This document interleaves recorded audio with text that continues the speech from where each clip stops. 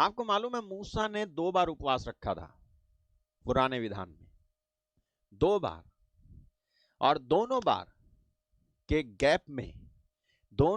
Gap में उसने जो है खाया पिया नहीं था, यानी एक साथ एक बार में उसने 80 दिन का उपवास रखा था, बिना खाए बिना पिए।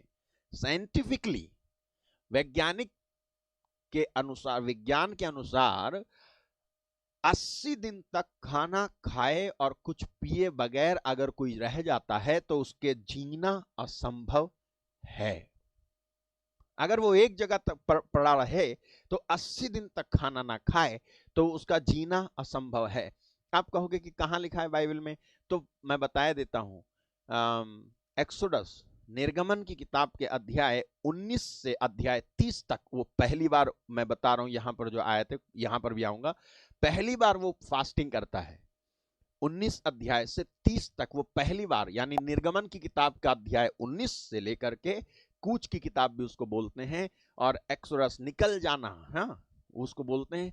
19 अध्याय से चैप्टर 19 से लेकर चैप्टर 30 तक वो पहली बार फास्टिंग करता है। और जो सीनई पर्वत था ना, सीनई पर्वत जहां से उसको 10 आज्ञाएं दी गई थी पहली बार, जिसको उसने तोड़ दिया था, हालेलुया, तो पहली बार वो जो है फास्टिंग करता है।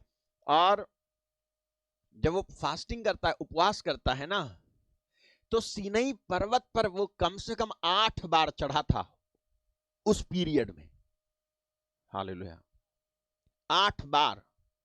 और वो जो पहाड़ था ना, 7,500 फीट ऊंचा था। आप देख लो गूगल पे, 7,049 कुछ ऐसा आएगा, ठीक है। तो 7,500, लगभग 7,500 फीट ऊंचा था पहाड़, जिस पर मूसा उपवास में अपने भूखेपन में लगभग 8 बार चढ़ा उतरा, हालेलुया, 8 बार चढ़ा उतरा। और 8 बार जब वो चढ़ा उतरा तो वो मरा नहीं, हालांकि उसने ना कुछ खाया ना कुछ पिया। तो वो कौन सी ताकत थी जिसने मूसा को इतने दिन तक जिंदा रखा? और जिंदा तो छोड़ो, जब वो उतर के आया था ना 80 दिन की फास्टिंग के बाद, एक बार जब उतर के आया तो जो है उसकी जनता ने पाप कर लिया था, तो बछड़ा बना के पूज रहे थे, तब उतर आया तो उसने देखा तो वो 10 पार्टियां जो प्रभु ने दी थी, 10 आज्ञाओं की पार्टियां, उसे तोड़ दी उसने, और तोड़ करके फिर जो है वो उपवास करके फिर चला गया था, क्योंकि इतना बड़ा अपराध किया था। तो मूसा जो है 40 दिन की फास्टिंग के बाद नीचे उतर के आ रहा है, वो लेकर पार्टियां लेकर के, और उनको देखता है और वो दुखी हो जाता है। तब क्या वो खाना खाए? खाना नहीं खाए, वो ऐसी फिर वापस लौट गया प्रभु के पास, हालेलुया, ऐसी फिर लौट गया। और